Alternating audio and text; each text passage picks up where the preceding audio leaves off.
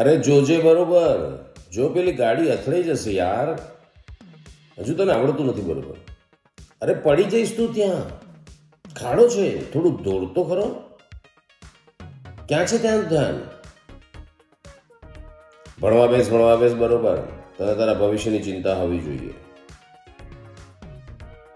વારે ઘડીએ ટોકવાથી બાળકનો આત્મવિશ્વાસ ઘટે છે સાહેબ.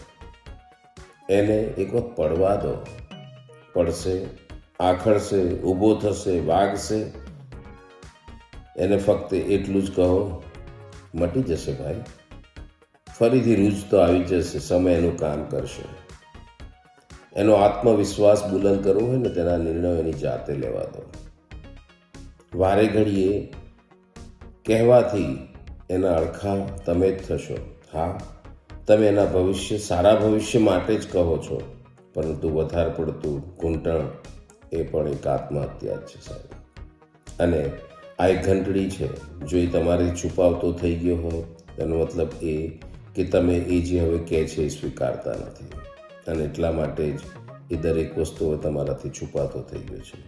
બાળકના ભવિષ્ય માટે એને મુક્ત મને ઉડવા દો, એને સ્વતંત્ર બનવા દો, એને પોતાની વિચારધારા અપનાવવા દો. બાળક એક નવા અવતાર સાથે આવે છે તમારી જિંદગી માટે નહીં. જય હિન્દ, જય ભારત.